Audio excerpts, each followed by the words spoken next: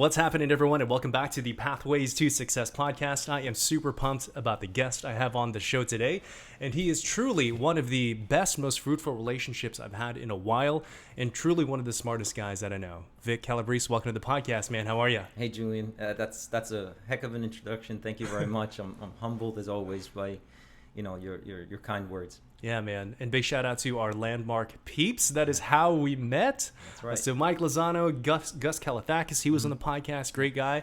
And that's how we met, man. Yep, I remember. Yeah, for sure. Well, so our audience gets to know a little bit about you. Tell us who you are and what you do today. So I'm Victor Calabrese. I'm COO for Synetek Solutions. Yeah. We're a managed service provider. So we pretty much do outsourced IT for small and medium business. That's the high level portion. The real thing that we do is we take business process and we put technology with it and try to help businesses find solutions that have technology as a main catalyst. So that's what I do, full time.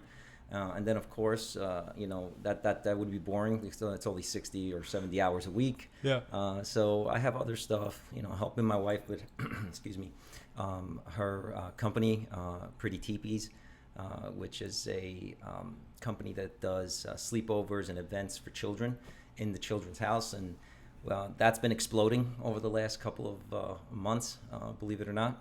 Parents trying to find other things for their kids to do with this whole COVID thing.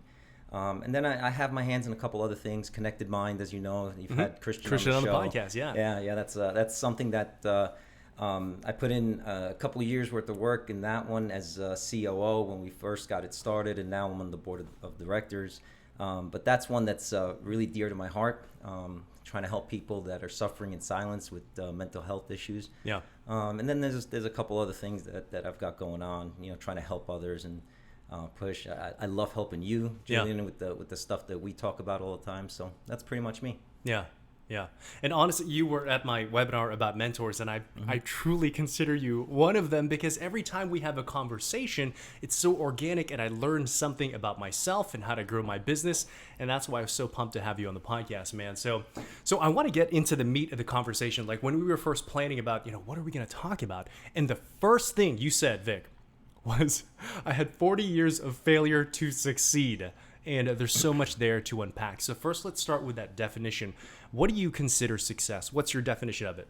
Well, success is based on the person. Like everybody's got a different definition for success. Mm-hmm. So I can't really say that I could come up with a definition. For me personally, success is about putting positive energy out into the universe, and that's in the form, it could be financial, or it could be through helping people, it could be through building a business. So finding joy in the couple of things where you plan and you do something, to me, is success. So I can pretty much succeed every single day just by having a task list, right? And I go through it, I knock it down, and I say, I finished everything on my list. That's success. And if you can hone into those little pieces, then you start, having more joy in your life. On the grander scale, a lot of people are like, well, what about having millions of dollars in the bank or helping millions of people? Like, one of the things with Connected Mind is that we're going to help 1 million people in the next couple of years. Mm-hmm. And that would be also success, right? Having $1 million in the bank, yeah, that's success too. that's a nice little goal to get to. So for me, success is all over the place. But really what it's about finding joy in the present moment and in the now. And that's really where you set yourself aside from everybody else that's always living in either the past or the future. And always the people living in the past are living with a lot of depression half the time. And the people living always in the future are living with a bunch of anxiety. So if you live in the moment and try to be successful in the now, that's where you're going to find the best definition, in my opinion. And where do you think most people get it wrong in finding their own definition of success? What ends up happening is I think they listen to that little voice in their head, their ego. And that little voice in your head has a tendency, let me back up a step. That little voice in your head is nothing more than a survival mechanism that we have evolved over time, right? So that little voice will tell you there's a tiger on the other side of that bush, and you're a little more cautious so you don't get eaten. Well, that little voice has evolved over time. And if you listen to that voice all the time, 9 out of 10 times, it's probably living in fear. and it's taking you away from where you're supposed to be going. And that's where I think people get it wrong. You should have a more of an emotional compass into what you're going to do every day, than whatever that voice is telling you in your head. Sometimes that voice is good, and you got to learn how to kind of differentiate between living in fear and common sense and logic and all those other things. Because your brain and that voice gives you a lot of great tools, right? That's what it's there for.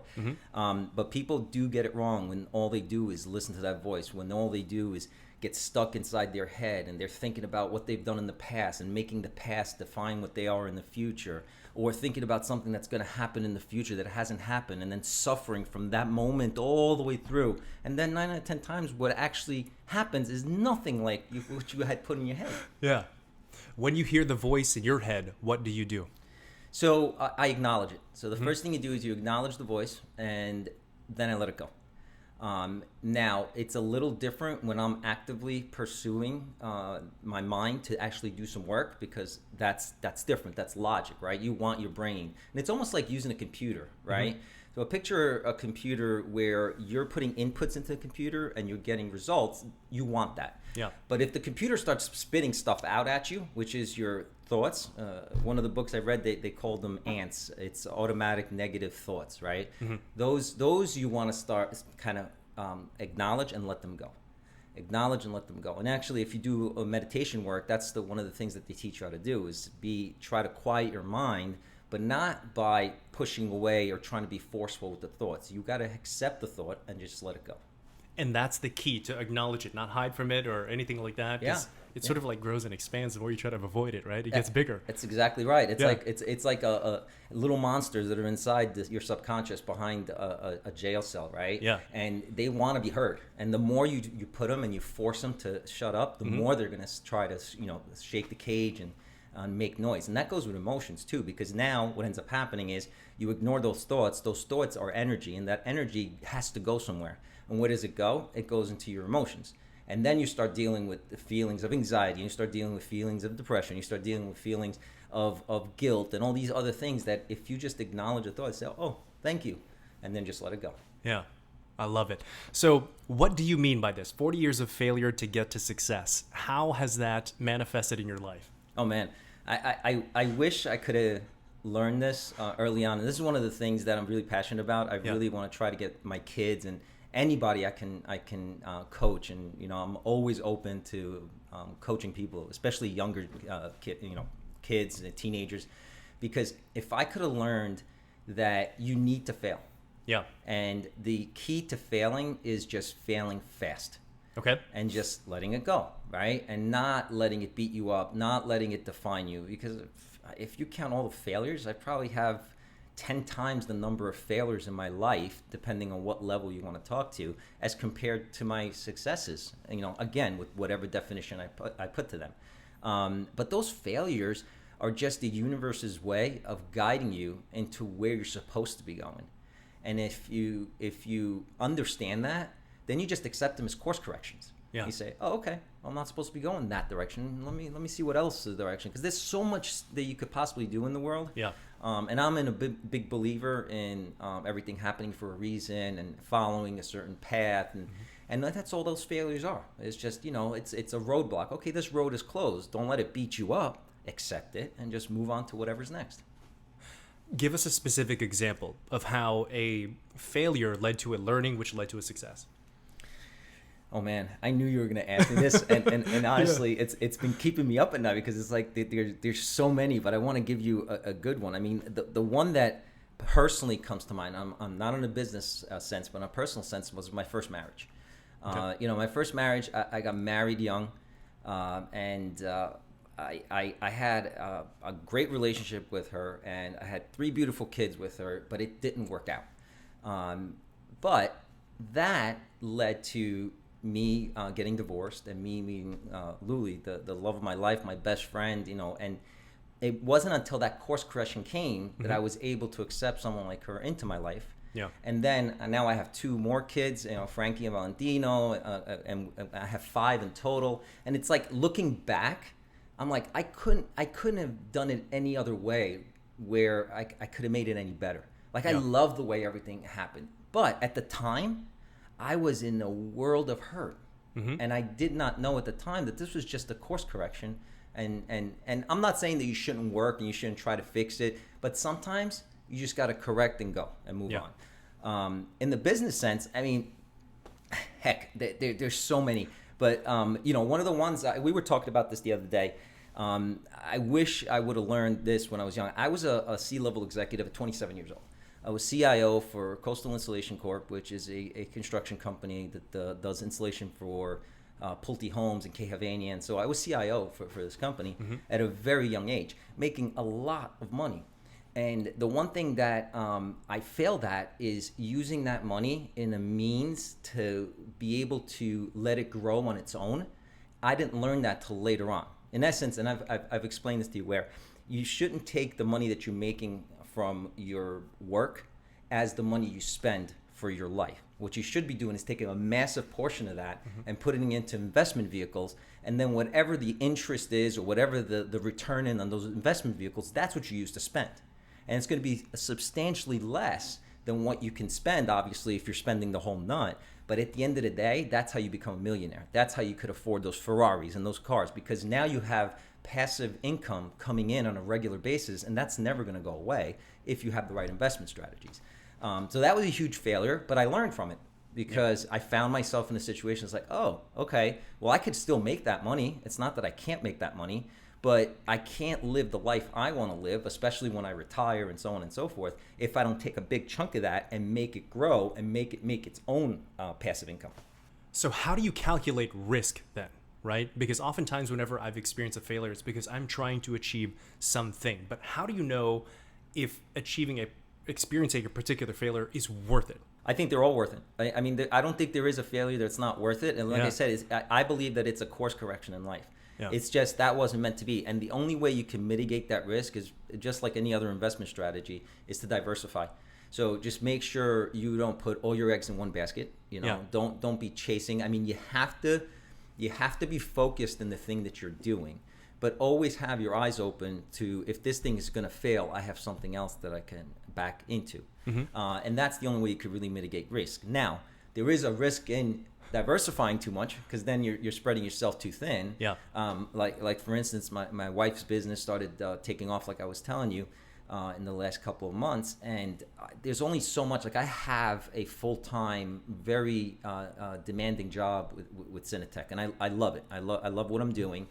I don't want to jeopardize that.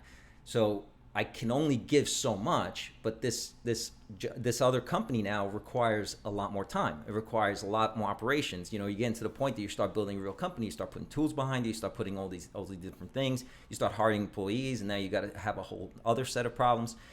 So I knew that was happening. So what we ended up doing is we found someone to replace me. So now my wife has a partner that is the integrator, right? And we have that whole conversation of integrator and visionary, because my wife is complete visionary. She's probably like 90% visionary. And she has now a solid integrator in that company, which can do just as good, if not better than me, because she's got experience that I don't have in that specific arena.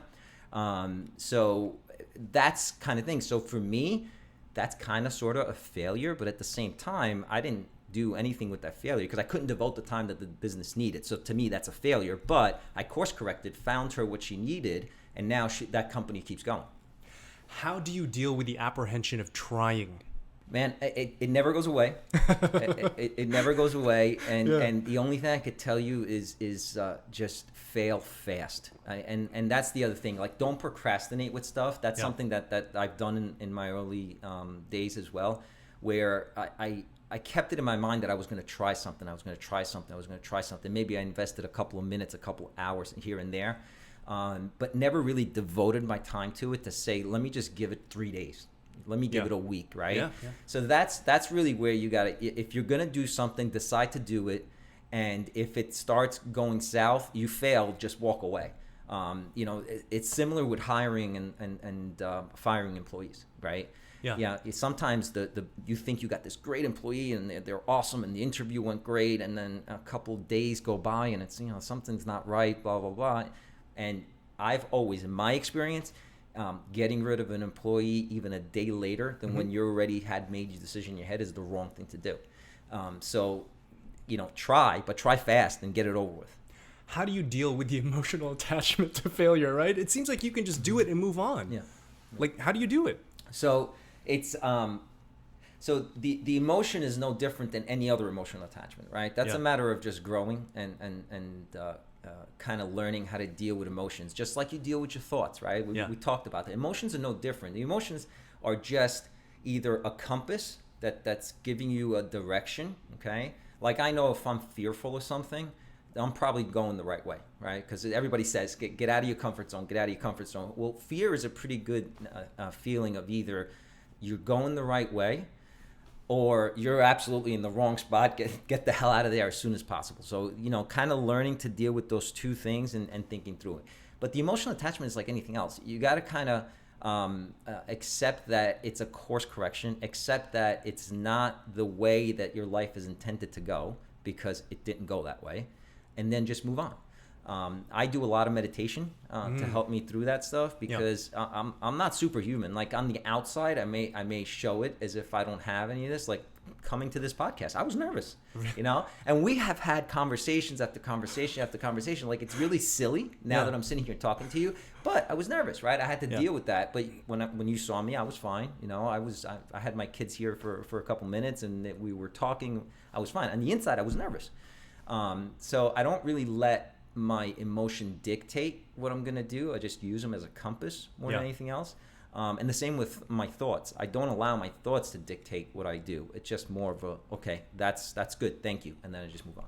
So a listeners here experienced the failure, is emotionally attached to it, and now is in a funk. What are the steps that person should take to get back up, pick yourself by your bootstraps, and try again? Yeah, the best thing I could tell you is meditation is one of the best things that will serve you because that's like your way of getting to quiet your mind. Because once you quiet your mind, you actually start clearing the cloud of confusion that is the emotions and all these thoughts that are flying. And it's not an easy thing. Like when I started meditating, it was 5 minutes was all I can do. But that's how you do it. You kind of just sit there and just acknowledge what it is. I mean, how many failures have you had in the past? That's the other thing that I've done. It's like, if you look at it and you start saying, think about those times in your life where you were really at your worst, right? Yeah. Think about those. And now think about where you are now. And was all that emotion and all that heartache and all that suffering you put yourself through, was it really worth it? Because you're here now. Yeah. And it's not. And every single time I've done that exercise, just sitting there in quiet and contemplating about things like that, I'll bring back my divorce. I put myself through a lot of suffering, a lot of guilt, what could I have done?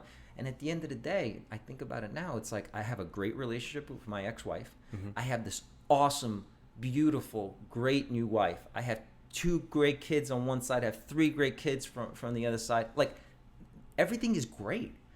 And if I would have known then what I know now, I wouldn't have suffered as much. Yeah. You're making me feel really good about failure. And, I thought I had a healthy relationship with failure, to be honest with you, because of the stories and just like I experienced it over. But it seems like a lesson that I have to keep relearning. And especially as an entrepreneur. And, I was in corporate for 12 years. I've been in business for myself for 1 year. In the middle of that year, this pandemic happens and flips upside down what was working for me, right? So, but that inspires me to keep on learning and failing and being okay with it. Thank you for sharing that. Oh, you also said that your failures led to your success, which allowed you to find your lane. What is your lane and how did you find that? So, when you're growing up, you're always thinking about, at least I was. I shouldn't say everybody, but I always wanted to be number one, and I always want to be the best that I could possibly be. Yeah. And what that kind of came to me as is that I wanted to be a CEO. I wanted to own a company. And I had all this aspiration, especially after I got my MBA and I started, understanding the finances. I'm like, wow, I can do this. I can do this. I have the skill set. I have the experience. And then as I'm going through life, little things happen to me where, I've tried to start my own business. Okay. And then I found the book. traction. And traction kind of explains a very key differentiator between what's called a visionary and an integrator. And in that book, you have a visionary, and the visionary is a person that can dream up stuff. They could, from nothing, they can make something. Unfortunately, visionaries have a really hard time of putting things into tactical items, tactical tasks where they can make that vision into a reality. And that's where an integrator comes in. An integrator, and this is all part of what's called EOS. It's Entrepreneurial Operating System. An integrator is the person that can understand that vision, right? And then actually make tactical tasks to then translate it to departments and people and policies and processes and actually make things happen. And that's when I read that book, and that was probably 6-7 years ago, I realized, I said, I've been fighting, what I am by nature, because then I ended up going and taking a test, and it turns out I'm like 78% integrator and 22% visionary. I was fighting myself. And that failure led me to learning about an integrator and what an integrator really does, and I embraced it. The minute I embraced it is when I started, like my career started skyrocketing, and not because I was doing anything different, it's because I was okay with the number 2 position. And now I get that, and as I go through my career, like, Myron and myself are only working together a year. Myron's the CEO of Synetek, but we're building a relationship, which is fundamental in us being able to work together. And it's taking us time and little step by step, but it's getting to the point that he's able to throw that vision at me quicker and quicker and quicker, and I'm able to take it and then put it into the daily operations, and freeing him up to continue to dream and continue to make the company what's going to be the next level, and me operating the daily processes that the business requires in order to keep the clients happy, to keep the processes building, and so on and so forth.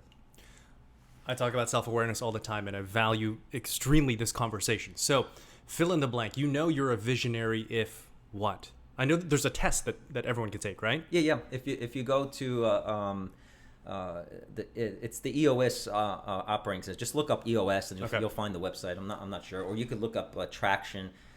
Mark Winter is the author, I believe. Okay. And yeah, there's definitely a website, and you just kind of take. But basically, a visionary. Let me take it from the other side, right? Like myself, if you gave me a blank piece of paper, I would have a hard time starting anything. I can't take something that's not at least in a form of a seed or a thought and make anything of it.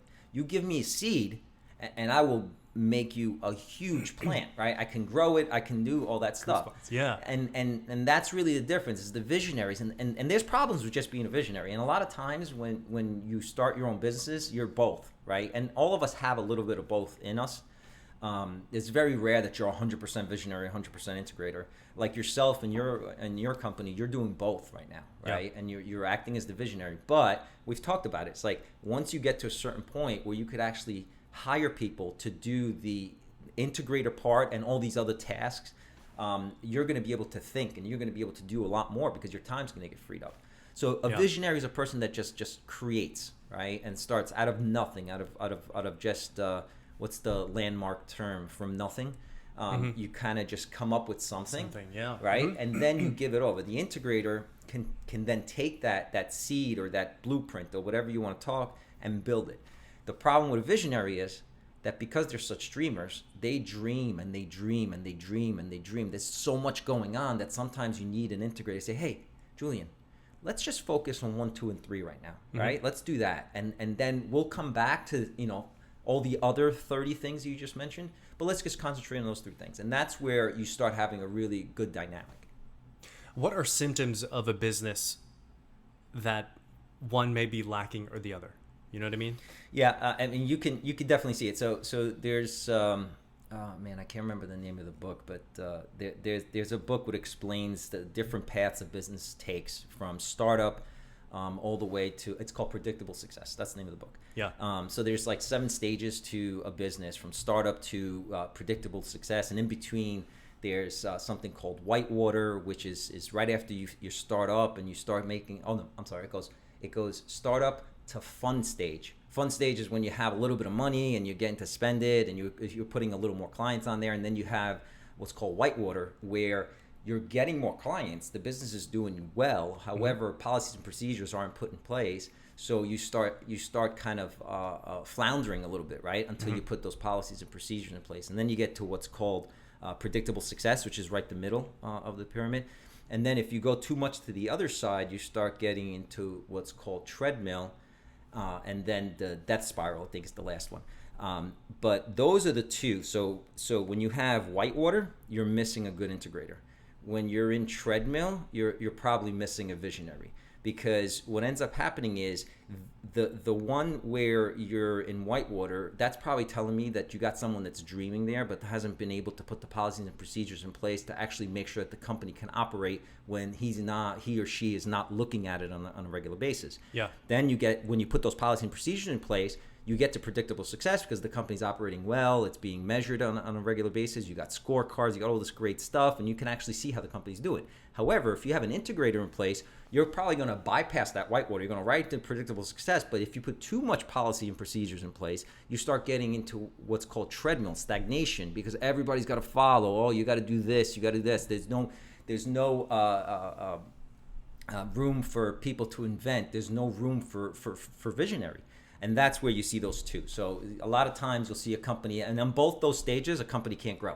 So that's your biggest key that something's not right, is that the company's stuck in whatever revenue. And this happens in multiple humps, right? So everybody's heard about the $1 million mark being, the very first thing that, the first hump that you get to. And then there's like 2.5 or 3 million as your second hump. And this little gauge of going back and forth happens at each of those humps. And it's either because you don't have the right people, you don't have the right policies, your procedures in place, or you have too much. If, let's say, you're a visionary, right? Is it worth growing the capacities of an integrator or just leaning into whatever it is that you're best at? From what I understand, you cannot, this is not something you can teach yourself. This is something that's inherent with you. Gotcha. So it's not like a muscle that you could exercise and make it bigger. And that's where the test, if you take the test, you'll actually see there's like keywords.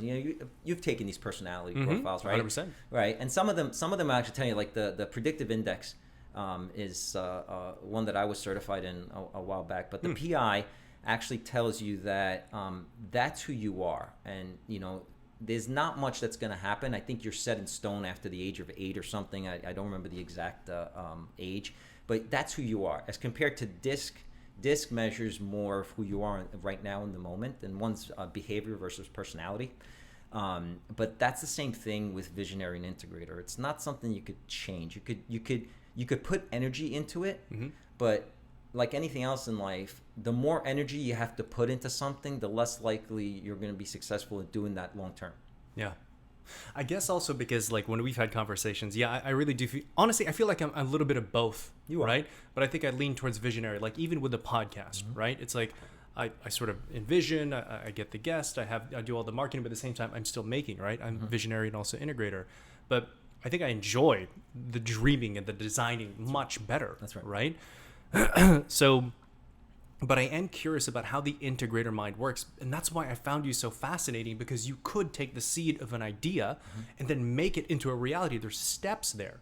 So I'm curious, when you are presented with like an idea, what goes on in your mind? What's the first thing that you start asking yourself? So I start translating everything into numbers. In the sense of, in order for this idea to work, what are we going to need to measure? Where are we going to get those measurements from? What is the success measurement, right? And you start putting all that stuff into numbers. That's why in the EOS model, it's all about scorecards, right? You have the company level scorecard, you have department level scorecards, and then you have individual scorecards or report cards for the guys. And that's where I always back any idea into those things. Into numbers. So when it comes to growing a business, then what are the main measurements that you're always a startup, right? What are the initial measurements that everyone needs to be looking at? Oh, that's easy. Top line revenue, gross margin, net profit. Okay. That's where you start everything. Yeah, I mean, that's the one that Anybody that knows anything about business, knows what a P&L is. Yeah. And those are the three things that you start off with, right? And I start off with that. Like when I'm getting into my hands into a new business, you just start, what's your revenue look like? What's your gross margin? And then there's little rules, right? You want your gross margin to be 50% or better, 75%, would be optimal. Yeah. And you want your net profit to be 15% or better, right? So those are the little rules. As a startup, that's where you got it. When you're writing a business plan, that's where you want to be. Now, I'm not saying that you're going to do that day one, but you need a trajectory to get there. If not, the business is not going to work. Every business has to sell. And you're looking at revenue, and let's say sales is an issue. What are the measurements that you're looking at? What are the activities that it boils down to? So every single company is different, okay? And that's one of the things. Like before I started with Synetek, I left Pinnacle and I decided to go on my own for a little bit, right? And I was going to do some fractional COO work. What I quickly here's another failure. Yeah. So what I quickly realized is if you're not in the day-to-day business, it's really hard for you to come up with the question you just asked me, right? Because there's a lot of stuff, there's a lot of tweaking that happens. For instance, a connected mind, sales were directly equivalent to how many clinics my salespeople visited in a day, how many times they got to see the doctor, and then how many demos they did. So if I measure those three things, I could pretty much tell you how many sales were going to come out on the other side. Now, that formula worked for, let's call it a predecessor to Connected Mind. That same formula in today's economy doesn't work. And we found out by doing testing and measuring, and we had to shift and make other things, which in reality, we found out that sales directly to clinics just doesn't work with Connected Mind, right? Yeah. So now you got to get in there and say, okay, well, that's not working. We failed. Let's keep going. What does work? And what we started seeing is that integrations, big hospital groups, things like that is where you want to really be selling. So we'll back it up one more. Before a company even has sales, they're in R&D. What can you measure there to see if that product is even worth taking into the market? Well, you need an MVP, right? Okay. A minimal viable product. So you need something to test on the market. Yeah. And then from there, it's really about giving it away, and that's either free or with very little cost, and seeing if people are acceptive of the product. And taking comments, because people will pay you, and it doesn't always have to be money that they're paying you with. They could pay you with their comments, right? They could pay you with their feedback on that product, and that will allow you to start saying, "Oh, okay, well, I never thought about that. Let me add to the product, or let me change it, let me tweak it, let me do different things." So that's really what I would start measuring. Is really, and that's the other side of me. Me personally, I'm always about customer experience. I'm always about the way people feel and react to your product. So that's what the first thing I would measure. So if you have good feedback from there, then you start saying, well, how much are you willing to pay for this? And then you could start trying to sell it. You could start doing some marketing behind it, and the marketing will lead you to the traditional funnel. You say how much money I'm throwing in there and how many sales am I getting for it, because I know that people want it. And then from there, you could start seeing how much money it's necessary to get X amount of sales, and then it's just a matter of adding water to the plant and then letting it grow. Vic, as advertised, man, I'm telling you, you are like a limitless content creation machine. Really. So I want to close with this one topic right here. Sure. And it is all about accessing your true potential. How do you do it? So and that's funny. So I know I have this book inside of me that I've been trying to write, and I've probably failed writing it 50 times. But it's about accessing your true potential. And I came up with this entire blueprint about 4 wheels. And the idea behind the wheel is that it's a very heavy wheel, and it's really hard to get it started spinning, right? But once you got it spinning, it's easier to keep it spinning, right? And the 4 wheels have to do with clarity of mind, health, power. There's different pieces of you, right? So first thing is you got to get these wheels spinning. Well, how do you get these wheels spinning? So let's take the first wheel of health. Health has 2 components to it. It has nutrition, and it has your actual health as far as blood work and things like that. Either one of those things can make the wheel really heavy, really hard. So if you're suffering with diabetes or something, you got to get that under control. The other part of it is your nutrition, right? There's a lot of things that go into nutrition that are really important in order for that wheel to spin. Making sure you get rid of sugar out of your life or cut it as much as you can. Vegetable oils, you got to cut them out of your life. But those two I call pillars, and they support that one wheel. So there's different tactics within those pillars that allow you to get that wheel spinning. And then after you get that wheel spinning, it's easier to get it going. Like for instance, you start going to the gym, right? Well, going to the gym at first is hard. And it's painstaking, but once you start going, it gets easier. It's actually a lot easier, at least for me, to go 6 days a week than it is to go for 3 days a week. That's just me. So once you get all 4 of these wheels spinning, then you start accessing your true potential. And there's a part in there about spirituality. There's a part in there about meditation. There's a part there about continuous learning. And these are all different topics that I've learned over the years from different books and different people that I've spoken to, and I've accumulated into one big blueprint about accessing your true potential. Because and I know everybody listening, and I know I've told you this before, they know that there's somebody inside of them, and sometimes it's like, man, sometimes he comes out, that person just comes out, and whether it's in a meeting or it's just like, it's almost like being in the zone. That's your true potential. And if you have your wheels spinning, and you've got them going, you're able to access that more and more and more and more. That's that zone that those players, Michael Jordan used to say it all the time, right? When he's in the zone, he's free of thought, he's free of everything, right? And that's when he could be at his best. But we all have that, right?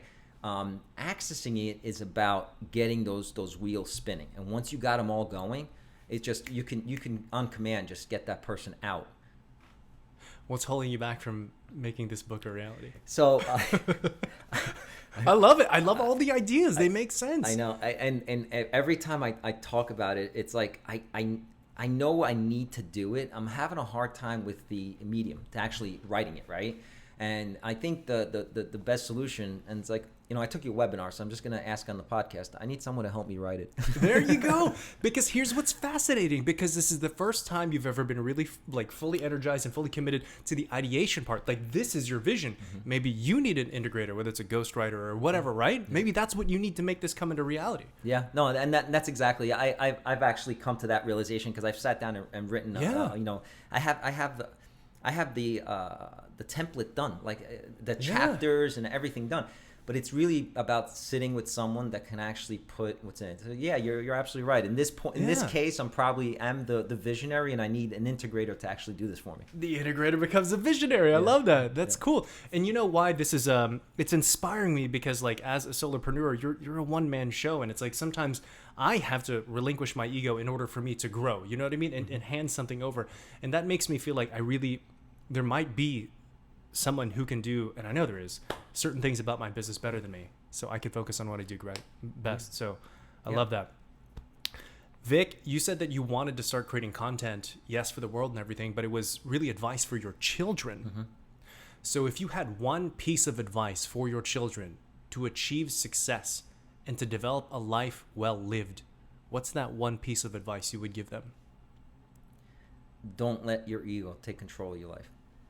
Take that voice and acknowledge it and let it go. That's the biggest thing, because you become a robot and a slave to your own mind, and you'll go through life not knowing why things are happening to you and why you're always suffering. And the reality of it is we put ourselves through all that suffering, because I'm not saying bad things don't happen to us. They do, but how we react to those things is really in our control. It's our choice. Yeah. Vic, I gotta have you on the podcast again, man. I can't get enough of your ideas. You're so, like, I'll straight up. It's not an word often used, but you're so wise, man. Thank you. I mean, I love it. Tell everyone how they can follow you online, connect with you, support everything that you're doing, man. Yeah, I mean, LinkedIn is probably the best place to find me, and I'll pretty much connect with anybody. And if anybody wants any kind of help or coaching or anything like that, I'm all about it. Don't be afraid to ask me. And just start a conversation, and I'm there. Awesome. And we'll make sure to have Vic's contact information in the show notes as well. This has been a pleasure, man. I'm glad that we met. I'm glad that we've become friends, man. And I'm looking forward to all of your future successes. This has been awesome. Me too, Julian. I really do appreciate this friendship. Thank you. Yeah. And everyone else, thank you all for tuning in to another episode of the Pathways to Success. As always, make sure to subscribe, comment, and share. And we'll see you next time on the next episode of the Pathways to Success.